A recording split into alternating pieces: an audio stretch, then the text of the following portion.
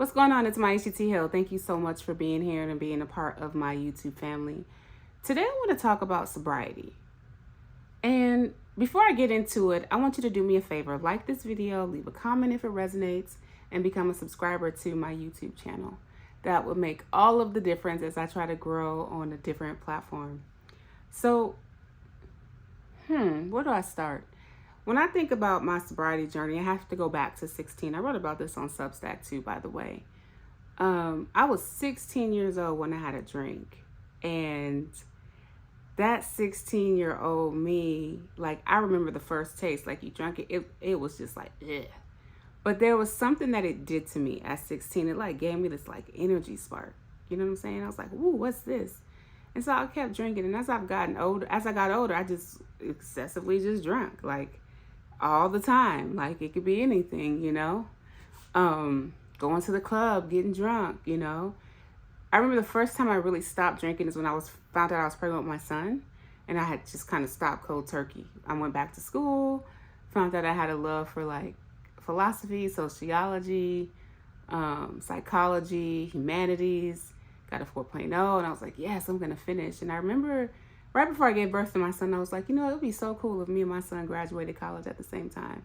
It's like, that'd be pretty dope, right? Pay me no mind.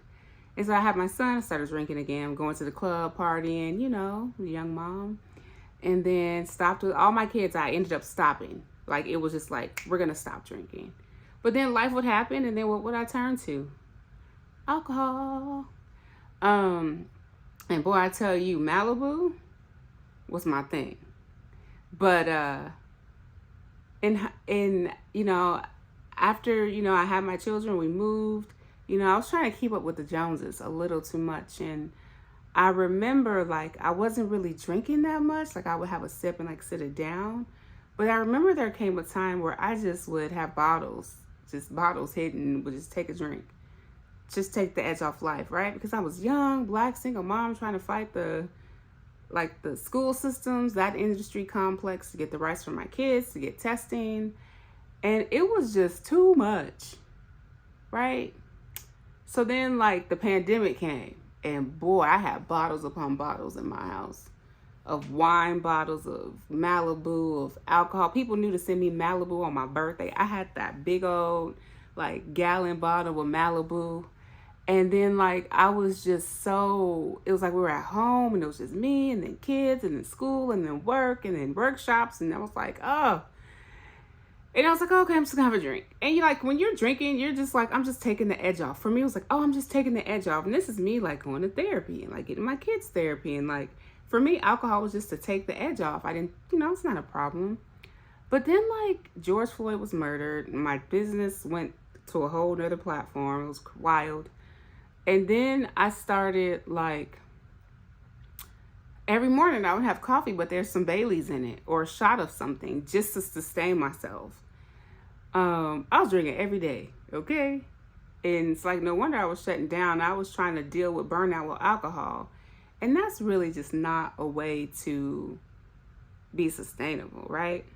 So drinking, whatever life was happening. Like, I started to kind of notice things in my relationships. When I started to write Heal Your Way Forward, I don't remember drinking as much because I wanted to make sure as I was channeling the writing and, like, everything that was coming out was very clear. So I don't recall drinking when I wrote Heal Your Way Forward, but baby, once I got done, you already know I had some Malibu. Because that write the book and getting to that very last period, I think I called several people and I was just crying like, it's done. But then the editing process, I did drink during the editing process. I'm not going to lie to you. But it wasn't excessive that I knew I could have. And so for me, drinking was just like a habit. It was just like a everyday, like, okay, I'm feeling stressed, I'm going to have a drink. Oh, I want to take the edge off, I'm going to have a drink.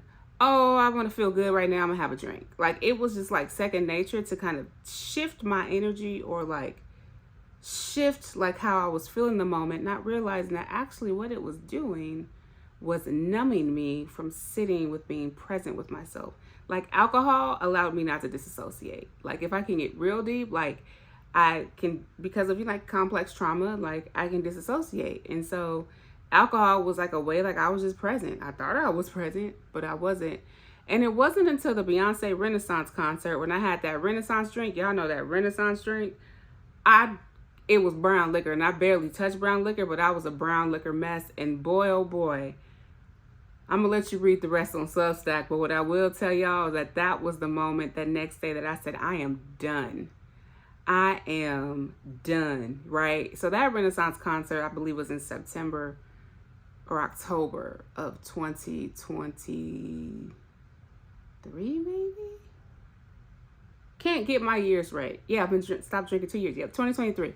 So then I was like, okay, I'm good. And like, I have a video on my phone that showed the first day, and I'm like, okay, this is day one. I'm not going to have a drink. And like, there are videos of me where I look so bothered because I was like, I'm not going to drink. I'm not going to drink. And like, I didn't know how to regulate my emotions. I was up and down because drinking was numbing me from feeling my feelings. Like, I was feeling my feelings, and I'm like, I'm crazy. What's wrong with me? Oh my gosh. And, you know, I tried to go to an AA group, and I went to the AA group, and everyone's like, hi, I'm such and such, and I'm an alcoholic. And I was like, my name is Maisha, I'm recovering from alcohol. And they're like, you can't say that. And I'm like, I can't say what? You can't say you're recovery. You have to say you're alcoholic. And I'm like, this is not going to work for me. So I think I backed up from AA, and then I went to 2 other like AA groups. Same thing. Like, I have to say I'm an alcoholic. I'm a person that believes words have power. And so if I'm trying to recover from a thing, I am not going to claim that thing. You know what I'm saying? And I struggle still with 12-step groups just because of dynamics that I'll talk about in another video probably later this week. So I just stopped. I didn't go to a 12-step group. I did find the Sober Black Girls Club, and I remember going to a meeting with the Sober Black Girls Club, and that was a totally different vibe, right? Because it was women, non-binary, gender expansive folk who look like me getting together talking about their struggles with alcohol. I do remember going to a couple of those meetings and feeling like in my body, but still I was like, you know, just keep breathing. I think I increased my therapy, and I was slowly trying to find and figure out how to regulate myself. So I was just like, I'm just not going to drink. And so I realized that sobriety was kind of paving a way towards this like newer liberation journey I've been on for like 2 years. And I started to connect like, oh my God, this is a recovery journey. And one of the most popular classes I was teaching at the time was like breaking the addiction to whiteness. And it was like how we're all basically addicts to the system of whiteness. And I got that from a Bell Hooks book where she talks about white people and their addiction to their whiteness. And I expanded about it because I started to make the connection that behavioral addictions are similar to like alcohol and or substance addictions. Like, they're all the same. It's that dopamine reward loop. And I was like, oh, this is part of my liberation journey. And, you know, in hindsight, now that I've been sober 2 years, you know, I'm still a baby in the game or whatever, I realized that sobriety is really the path to my new liberation journey. Because within this 2 years of being sober, I've had long COVID, I've had a mini stroke, I've had my life turned upside down, I've lost my business, okay, the loss happened, all that stuff happened, okay? And now I'm in this pathway of like, sobriety is the path to liberation. Because had I not gotten sober, right, like, would I be able to understand the importance of being more present for myself first? Would I have been learning to take care of myself? Would I have been loving myself a little bit more? I don't think so. And so I just wanted to just share these thoughts, like they're not fully formed, that like sobriety really is critical, whether you're becoming sober with oppression, sober with liberation, sober with yourself, sober in relationships. It really is like this thorough line pathway to healing and liberation and really freeing myself from systems thinking and systems of oppression. And like, it really feels so good to be like, I'm sober, because it allows me to not just think about being sober from alcohol or substances, but also like, what are the areas of my life that I'm still growing sober in and or recovering in? And it's a lifelong journey. There's somewhere in another metaverse, there's a super healed version of myself, and I'm just trying to meet myself at that version.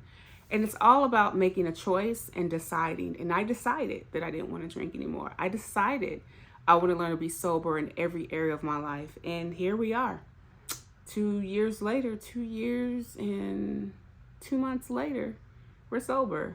And so I challenged myself, like, it's dry January. I know some people done fell off. Can I invite people that's to a sober practice with me? And I was like, yes, let's do a sober practice.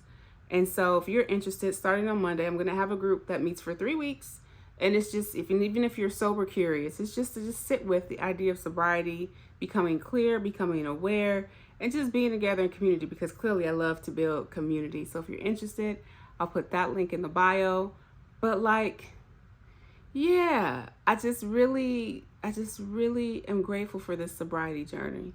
It really has transformed my life in good ways. And, you know, for a while you'll think like, oh, that wasn't good. But like, actually it is. My sobriety journey is the best thing that ever happened to me. And so I hope you can take something away from this. If not, thanks for watching my YouTube, and I will be back again tomorrow with something else. Peace.